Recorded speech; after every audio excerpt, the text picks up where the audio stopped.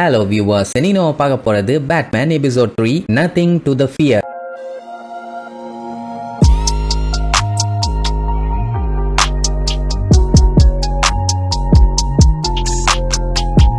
Open பண்ணா ஒரு திருட்டு கும்பல் ஹெலிகாப்டர் எடுத்துக்கிட்டு கோத்தம் சிட்டிக்குள்ள போறானுங்க. அப்படியே கட் பண்ணி கோத்தம் டவர்ஸ காட்டுறாங்க. ஃபண்ட்ரைசிங் ஈவென்ட் ஒன்னு போயிட்டு இருக்குது. அங்க இருக்கவங்க எல்லாம் யூனிவர்சிட்டிக்கு இப்படி ஆயிருக்க கூடாதுன்னு ரொம்ப ஃபீல் பண்ணிட்டு போவாங்க. ஏன்னா ஏதோ ராபரி மாதிரி நடந்திருக்குது. டாக்டர் லாங்கிறவரு அதெல்லாம் கேட்டுட்டு கிடைச்ச ஃபண்டை மட்டும் எடுத்துக்கிட்டு அவர் பாட்டுக்கு போவாரா. அப்போ சம்மர் கிளீசனுங்கிற ஒரு ரிப்போர்ட்டர் டாக்டர் கிட்ட ரீசெண்டா நடந்த ராபரியை பத்தி ஒரு சின்ன இன்டர்வியூ எடுக்கலாமான்னு கேட்டா எனக்கு டைம் இல்ல, நான் கிளம்பணும் அப்படின்ட்டு வேகமா போவாரு. ஆனா சம்மர் விடுறதாவே இல்ல. போக போக நடந்துகிட்டே கேள்வி கேட்பாங்க. ஏன்னா ரீசெண்டா நடந்த ராபரியில அவனுங்க யூனிவர்சிட்டியவே கம்ப்ளீட்டா டெஸ்ட்ராய் பண்ணிருக்கானுங்க. எதுக்காக இந்த மாதிரி பண்ணணும்னு கேட்டா எனக்கு தெரியல. ஆனா இதே மாதிரி டிசாஸ்டர் இன்னும் ஒரு டைம் நடந்தா போதும், ஸ்டூடெண்ட்ஸ் எல்லாருமே பயத்துல கேம்பஸ் விட்டு ஓடிடுவாங்க. பட் அது நடக்க நான் விட மாட்டேன்னு நேரா லிஃப்ட்டுக்கு போவாரு. ப்ரூஸும் கரெக்டா அந்த லிஃப்ட்ல வந்து ஏறிடுவாரு. சம்மரை நம்ம ப்ரூஸுக்கு நல்லா தெரியும். உடனே அவங்க என்ன பண்ணுவாங்க, டாக்டர் லாங் கிட்ட இன்ட்ரோடியூஸ் பண்ணி வைப்பாங்க. அவர் இருந்த கடுப்புல நீ தான் ப்ரூஸ் வைனா, உன் அப்பனும் நானும் ஒன்னா தாண்டா யூனிவர்சிட்டியில படிச்சோம், உன்னை வச்சு அவர் எவ்வளவு பிளான் பண்ணி வச்சிருந்தாரு தெரியுமா அப்படின்னு பாரா. அதான் ஒரு சந்தோஷப்படுற அளவுக்கு நான் வாழ்ந்துட்டேனேமா.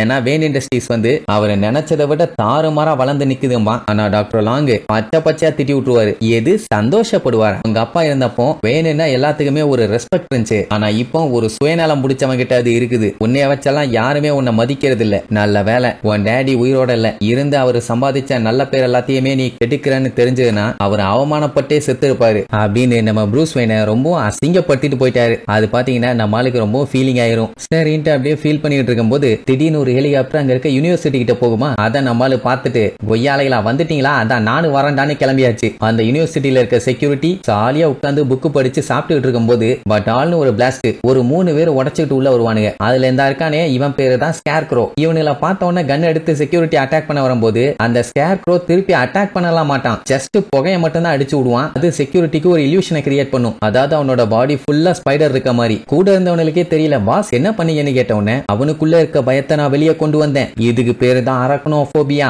எது அரக்கோணத்துல உங்க ஒப்பன் நண்டு வறுத்துக்கிட்டு இருக்கான் அப்படின்ட்டு நேரா வால்ட்டுக்கு போவானுங்க. பேட்மேன் அப்பதான் ஸ்பாட்டுக்கே ரீச் ஆகுறாரு. உள்ள வந்தவன கூட வந்தவன எல்லாம் காசை கண்டமேனிக்கு அள்ளுவானுங்களா. கண்ணுகளா நம்ம இங்க வந்தது காசு அடிக்கிறதுக்கு இல்ல, ரிவெஞ்ச் எடுக்கிறதுக்கு. அதனால அந்த ஸ்கேர்க்ரோ வந்த வேலையை மட்டும் பாருங்கம்மா. சரிங்க பாஸ்ன்னு சொல்லிட்டு அந்த இடம் ஃபுல்லா பெட்ரோலை ஊத்த ஆரம்பிச்சிருவானுங்க. அப்ப வெளியில இருக்க ஒருத்தன் பேட்மேன் வந்துட்டான் உடனே கூட இருந்தவன மேல மறைஞ்சுக்க நான் சொல்லும் போது பாஞ்சவன கபு கபுன்னு கபீரு அப்படின்னு ஒருத்தனை வால்ட்டுக்கு மேல மறைஞ்சுக்க சொல்லிடுவான். எப்படியும் பேட்மேன் அந்த வழியா தானே வந்தாகணும். சோ அங்க அந்த ஃபியர் கேஸ போட்டு விட்டுருவானா. பேட்மேன் உசாரு மாஸ்க போட்டுட்டு வந்ததுனால எஸ்கேப். அப்ப என்ன ஆகும், மறைஞ்சிருக்கவனுக்கு சிக்னல் கொடுத்த உடனே அவன் பேட்மேன் மேல பாயின்னு பாஞ்சு படாத பாடு படுத்திட்டு இருக்கான். அந்த கேப்ல கழுத்திலேயே ஒரு ஊசியை வச்சு சுட்டுருவான். அவ்வளவுதான், பேட்மேனோட பாடியில இப்ப அந்த ஃபியருக்கான மருந்து ஏறிடுச்சு. ஆனாலும் பேட்மேன் விடல. அவனை போட்டு அடின்னு அடிக்கும் போது கையில வச்சிருந்த அந்த நெருப்ப கீழே விட்ட உடனே அந்த இடம் பத்திக்கும். ஏன்னா ஆல்ரெடி பெட்ரோலை ஊத்தி விட்டானுங்கல்ல. பேட்மேனாலையும் சுத்தமா முடியல. அங்கேயே மயக்கம் போட்டு பொத்துன்னு விழுந்த உடனே அந்த கேப்பை யூஸ் பண்ணி அவனு அங்க இருந்து எஸ்கேப். இப்போ நெருப்புக்கு நடுவுல நம்ம பேட்மேன் மாட்டியாச்சு.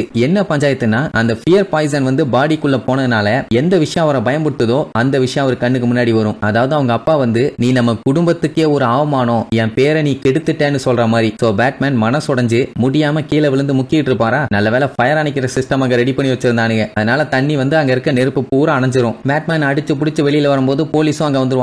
இந்த பஞ்சாயத்தை பண்ணது ஸ்கேர்க்ரோன்னு சொல்லுவானா. செக்யூரிட்டியும் அதே தான் சொல்லுவான். அந்த இடத்துக்கு வந்திருக்கிறது புல்லாக்கு. அந்த ஆளுக்கு தான் பேட்மேனை சுத்தமா பிடிக்காத. சரி ஸ்கேர்க்ரோன்னு 2 பேரும் மாத்தி சொல்றீங்க, எங்க அவன் பிடிக்காம என்ன புல்லு புடுங்கிட்டு இருந்தீங்களான்னு கேட்பான். அந்த டைம் பேட்மேனோட கையில பாத்தீங்கன்னா ஸ்கேர்க்ரோவோட ஒரு சின்ன பிட்டு துணி கையில இருக்கும். அதுதான் எவிடன்ஸ், அதை குடுன்னு சொல்லி புல்லாக் கேட்பான். பேட்மேன் பிடிச்சு தள்ளி விட்ட உடனே கடுப்பாயிருவானா. அந்த டைம் கமிஷனர் கார்டன் அங்க வந்துருவாரு. என்னாச்சுன்னு ஒன்னும் ஆகல, இந்த மாதிரி உங்க ஆளு எவிடன்ஸ வச்சுக்கிட்டு தர மாட்டேங்கிறான்னு சொல்லிட்டு திரும்பினா பேட்மேனை காணும். சரி அப்புறம் என்ன, போலீஸ் அவங்களுக்கு தேவையான எவிடன்ஸ் ஏதாச்சும் கிடைக்குதான்னு தேட ஆரம்பிப்பாங்க. இப்ப அந்த ஸ்கேர்க்ரோவை காட்டுறாங்க. அவன் பயங்கரமா கடுப்பாயிட்டான். ஏன்னா பேட்மேன் மாட்டிக்குவான், அவன் சோலி முடிஞ்சுன்னு பார்த்தா அவன் அங்க இருந்து எஸ்கேப் ஆயிட்டான். அவனை ரொம்ப அண்டர் எஸ்டிமேட் பண்ணிட்டேன். சரி பரவாயில்ல, யூனிவர்சிட்டியை காலி பண்ணிட்டேனே அது போதும்பா. அவன் ஆளுகளுக்கு புரியல, எல்லாத்துக்கும் ஸ்கூலை தான் புரியாது, நீங்க ஏன் யூனிவர்சிட்டி மேல இவ்வளவு வெறியா இருக்கீங்க, உங்களுக்கும் அந்த யூனிவர்சிட்டிக்கும் என்ன சம்பந்தம், என்ன பஞ்சாயத்துன்னு நோண்டி கேட்பானுங்க. அப்பதான் அவன் மேட்டர் சொல்லுவான். அவனுக்கு நீ மொத்தமா அழிக்க ட்ரை பண்ணானுங்க, அதனால தான் அவனுங்களையே நான் அழிக்க முடிவு பண்ணிட்டேன்னு. இவனுக்கு 2 பேரும் பார்த்த வரைக்கும் அவன்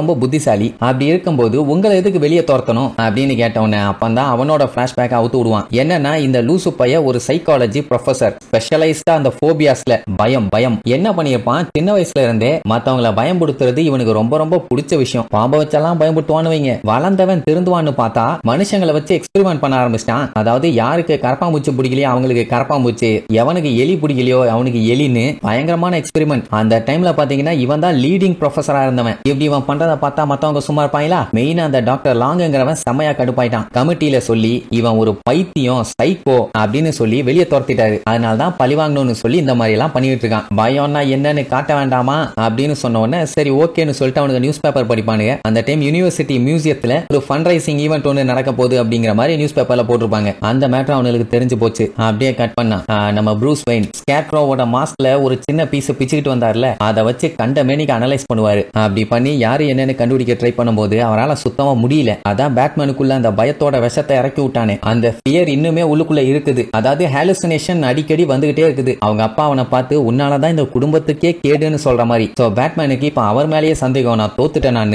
அந்த டைம் டிவில சம்மர் கிளீசன் வேற ஸ்கேர்க்ரோ யூனிவர்சிட்டி அட்டாக் பண்ணிருக்காங்க. ஆனா பேட்மேன் பிடிக்க தவறிட்டாரு, தோத்துட்டாருன்னு திருப்பி திருப்பி சொல்லுவாங்களா. அதை கேட்டுட்டு அவருக்கு இன்னுமே உள்ளுக்குள்ள பயம் பில்ட் ஆகும். உடனே ஆல்ஃபிரட் வந்து டக்குன்னு டிவி ஆஃப் பண்ணிட்டு ஜாலியா பேச்சு கொடுப்பாரு. பட் இருந்தாலுமே ப்ரூஸ் வெயினால வெளியில ரெக்கவர் ஆக முடியல. இப்போ அவருக்கு என்ன குழப்பம்னா எதுக்காக ஸ்கேர்க்ரோ யூனிவர்சிட்டி அட்டாக் பண்றான், என்ன பஞ்சாயத்தா இருக்கும்னு கேட்டா வேற என்ன ஏதாச்சும் பாதிக்கப்பட்டிருப்பான்னு உடனே சரின்னு சொல்லிட்டு ரொம்ப மூஞ்ச சோகமா வச்ச உடனே என்னாச்சு ஏதாச்சுன்னு விசாரிப்பாரா. நடந்த சம்பவத்தை பூரா ப்ரூஸ் வெயின் சொல்லுவாரு. இந்த மாதிரி பயத்துக்கான டாக்ஸின் என் உடம்புக்குள்ள போயிருச்சு. அதனால என்னோட அப்பா என் கண்ணுக்கு முன்னாடி வந்து நம்ம குடும்பத்துக்கே உன்னாலதான் கெட்ட பேருன்னு சொல்ற மாதிரி எனக்கு ஃபீல் ஆகுது அப்படின்னு உடனே ஆல்ஃபிரட் அப்படியெல்லாம் ஒன்னும் கிடையாது, உன் அப்பா மட்டும் இப்ப இருந்திருந்தாருன்னா உன்னை நினைச்சு பெருமைப்பட்டிருப்பாரு. ஏன்னா எனக்கு உங்களை பார்க்கும்போது பெருமையா இருக்குது, நீங்க ஒண்ணு கவலைப்படாதீங்கன்னு ஆறுதல் சொல்லி கூட்டு போவாரு. அப்படியே கட் பண்ணா அன்னைக்கு நைட்டு மியூசியத்துல இந்த மாதிரி ஃபண்ட் ரைஸ் பண்ற ஈவென்ட் நடக்குது. ஒவ்வொருத்தரா வந்து டாக்டர் லாங்குக்கு டொனேட் பண்ணிட்டு இருக்காங்க. அந்த இடத்துக்குள்ள ஃபியர் கேஸ ஸ்கேர்க்ரோ அடிச்சு விட்டுருவான். அதனால அங்க இருக்கவங்க எல்லாம் பயத்துல கண்ணா பின்னாடி ஓட ஆரம்பிச்சிருவாங்க. கலெக்ட் பண்ண பணத்தை பூரா டாக்டர் லாங்கு கிட்ட இருந்து ஆட்டைய போட ட்ரை பண்ணுவானா. என்ன சாவடிச்சா மட்டும்தான்டா அது உனக்கு கிடைக்கும்னு சொல்லிட்டு புடுங்க போவாரு. அவ்வளவு சீக்கிரத்துல நீ செத்தா நல்லாவா இருக்கும்னு சொல்லிட்டு அந்த ஃபியர் கேஸ் அடிச்சு விடுவான். அவ்வளவுதான், அவருக்கு வந்து கை காலெல்லாம் எலும்பா இருக்க மாதிரி ஒரு ஃபீல். அவருக்கு அதான் பயம் போல, பயந்து நடுங்க ஆரம்பிச்சிருவாரு. டொனேட் பண்ண வந்தவங்க நிலைமை அதை விட மோசம். எல்லாம் கண்ணா பின்னான்னு கதறிட்டு இருப்பாங்க. சரி ரைட்டு வந்த வேலை முடிஞ்சு கிளம்பலான்னு பார்த்தா அப்பந்தான் பேட்மேனோட என்ட்ரி. ஆளை கொக்கி போட்டு பிடிப்பான். வந்துட்டியா, நான் கூட ஏதாச்சும் மூலையில உட்காந்து முக்கிட்டு இருப்பியோன்னு நினைச்சேன், பரவாயில்ல உனக்கும் தைரியம் இருக்கத்தான் செய்து அப்படின்னு பேச்சு விட்டுட்டு இருக்கும் போதே அங்க இருக்கவங்க எல்லாம் பேட்மேனை பார்த்து பெரிய சைஸ் பேட்டிங்க வந்துருச்சு, இது ஒரு மான்ஸ்டர், இதை விடாதீங்க அப்படின்னு ஹாலுசினேஷன்ல பேட்மேனை போட்டு மொத்துன்னு மொத்த ஆரம்பிச்சிருவாங்க. இந்த கேப்பை யூஸ் பண்ணி ஸ்கேர்க்ரோ எஸ்கேப். பேட்மேன் அவங்க எல்லாத்தையுமே சமாளிச்சு அடிச்சு புடிச்சு கொக்கி எல்லாம் போட்டு பாஞ்சு மேல வந்து பார்த்தா அப்பதான் அந்த கேஸ் பைப்பு பிச்சுக்கிட்டு போகுது. அதாவது அவன் வந்தது ஒரு பிளேன்ல, மேல இருக்க வென்டிலேஷன்ல தான் கனெக்ஷனை கொடுத்து கேஸ உள்ள அனுப்பியிருக்கான். அது கிடைச்சோன்னா அதை புடிச்சு பேட்மேன் மேல ஏற ஆரம்பிச்சிருவாரு. இங்க ஸ்கேர்க்ரோக்கு சந்தோஷம் தாங்க முடியல. என்ன நினைச்ச மாதிரியே ரிவெஞ்ச கம்ப்ளீட் பண்ணிட்டான். அந்த யூனிவர்சிட்டி இதுக்கப்புறம் வளர்றதுக்கு வாய்ப்பே இல்ல. அது மட்டும் இல்லாம டாக்டர் லாங்கி வேற தூக்கிட்டு வந்துட்டானா, இனி குடும்பப்படுத்தி கொள்ளலான்னு. அப்ப பேட்மேனுக்கு என்னாச்சுன்னு கேட்டப்போ அவனா அழிஞ்சிட்டான், ஒளிஞ்சிட்டான், செத்துட்டான். அப்ப அங்க தொங்கிட்டு இருக்கவன் யாரு, உன் சித்தப்பாவான்னு கேட்பானுங்க. என்னடான்னா பேட்மேன் அங்க சர்க்கஸ் பண்ணிட்டு இருக்காப்ல. இங்கேயும் வந்துட்டானா, டே ஆண்டனி அவனை போட்டு தள்ளுடான்னு கண்ணு கொடுத்து அவன் ஆள்கிட்ட அனுப்பி விடுவானா. அவனும் சரின்னு சொல்லிட்டு அந்த பிளேன் மேல ஏறி பேட்மேன் கூட சண்டை போடுவான். அட சும்மா இவனுங்க மாத்தி மூஞ்ச உடச்சுக்கிட்டு இருந்தா கூட இந்த பஞ்சாயத்து இல்ல, கண்ணை வச்சு கண்டமேனிக்கு அங்க எங்கன்னு சுட்ட உடனே அது அந்த பிளேனையே டேமேஜ் பண்ணி உள்ள தீ பிடிக்க ஆரம்பிச்சிடும். அது மட்டும் இல்லாம அங்க இருக்க பில்டிங்ல போய் கரெக்டா இடிச்சு அப்படியே பிளேன் திரும்புமா. பேட்மேனும் அந்த அடியாலும் சேர்ந்து கீழே விழுவாங்க. பேட்மேனை பொறுத்த வரைக்கும் பஞ்சாயத்து இல்ல, கொக்கிய போட்டு எஸ்கேப். ஆனா அவன் தான் கீழே பேன்னு விழுவான். அதுக்காக அவன் சாகல, கீழே என்ட்ரன்ஸ்ல போட்டு வச்சிருப்பாங்கல்ல துணியில, அதுல விழுந்து எஸ்கேப். இங்க பிளேன்குள்ள ஃபுல்லா நெருப்பு, அதை அணைச்சிட்டு இருப்பாங்களா. பேட்மேன் வேற இன்னும் இந்த பிளேனை விட்டு போகல. என்ன பண்ணலான்னு கேட்டா அதை பத்தி எல்லாம் கவலைப்படாத, அவனுக்குள்ள என்னோட பயத்தை செலுத்தி இருக்கேன், அதுகிட்ட இருந்து அவனால தப்பிக்கவே முடியாதுமா. கரெக்டா அந்த டைம்னு பார்த்து மறுபடியும் பேட்மேனுக்கு அந்த ஃபியர் வருது. ஹாலுசினேஷன். அவங்க அப்பாவோட உருவம் பெரிய சைஸுக்கு வந்து உன்னாலதான்டா நம்ம குடும்பத்துக்கு அவமானம், நீ ஒரு வெட்டு ஆகா ஓகோன்னு கட்ட வார்த்தையில பாச்சா அவங்க அப்பா திட்டுற மாதிரி தெரியுமா. பேட்மேன் அப்பதான் ஃபியரை விட்டு வெளியில வராப்ல. நீ ஒண்ணு என் டேடியே கிடையாது,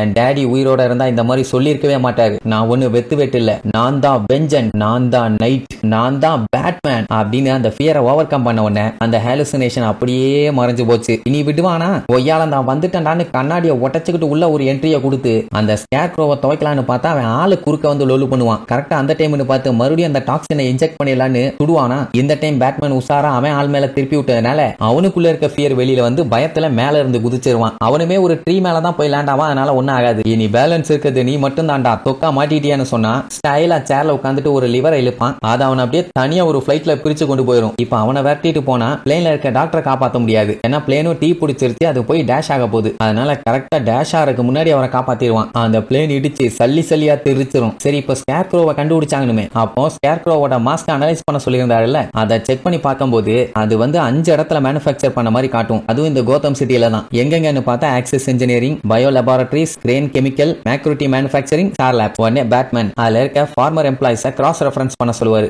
காத்தம் ஸ்டேட் யூனிவர்சிட்டி கெமிக்கல் லேப் கூட அந்த யூனிவர்சிட்டியோட ஆபரேட் பண்ணிட்டு இருந்தது கிரேன் கெமிக்கல்ஸ். அதுல செக் பண்ணி பார்க்கும்போது ஒரே ஒருத்தன் தான் வருவான். அவன் தான் professor of psychology, fear and ஃபோபியால அவன் தான் ஸ்பெஷலிஸ்ட். யாருன்னு பார்த்தா ஜானதன் கிரேன். அவன் தான் அந்த கம்பெனியோட ஓனர். தொக்கா மாட்டிட்டானா நேரா அங்கதான் போவான். கட் பண்ண அந்த ஸ்கேர் க்ரோ புலம்பி தள்ளுவான். சே, கொஞ்சம் விட்டுருந்தா அந்த பேட்மேனை காலி பண்ணிருப்பேன். இப்படி ஆயிருச்சே, சரி பரவாயில்ல பாத்துக்கிறேன்னு சொல்லிட்டு இருக்கும்போது ஏதோ கேஸ் லீக் ஆகிற சவுண்ட். போய் பார்த்தா அவன் வச்சிருக்க அந்த ஃபியர் கேஸ் லீக் ஆகிட்டு இருக்கும். அதை போய் ஆஃப் பண்ணிடுவான். பட் இருந்தாலும் ஸ்மெல் பண்ணிடுவானா. உடனே அவனுக்குள்ள இருக்க பயம் வெளியில வர ஆரம்பிக்கும். அவனோட பயம் என்னன்னு பார்த்தா பேட்டுங்க. சோ பயந்து பயந்து நடுங்கிட்டு இருக்கும்போது பேட்மேனே நேர்ல வருவான். அவ்வளவுதான், அவனை பார்க்கும்போது ஏதோ பெரிய பேட் மான்ஸ்டர் மாதிரி இருக்கும். அவ்வளவுதான், அவனை தொக்கா பிடிச்சாச்சு. எங்க புல்லாக்கு பாத்தீங்கன்னா கார்டன்ட்ட சண்டை போட்டுட்டு இருப்பான். என்னன்னா பேட்மேனால தான் அந்த ஸ்கேர் க்ரோ எஸ்கேப் ஆயிட்டான், என்ன விட்டுருந்தீங்கன்னா நான் பிடிச்சிருப்பேன் அப்படி எப்படின்னு. கடைசியில பாத்தீங்கன்னா நம்மால புல்லாக்கோட ரூம்ல இருக்க ஃபேன்ல தொங்க விட்டுட்டு போயிருப்பான். எப்படி மாஸ்க் காட்டிட்டானா, இதாண்டா பேட்மேன் பாரு. அதே நேரம் நம்ம பேட்மேன் அவங்க அப்பா அம்மாவோட கல்லறைக்கு போய் பூ வச்சு மரியாதை செலுத்திட்டு போவாரு. சரி, இனி இதுக்கப்புறம் என்னென்ன கிராக் பீஸுங்கெல்லாம் வந்து பேட்மேன் பஞ்சாயத்து பண்ண போறாங்கன்னு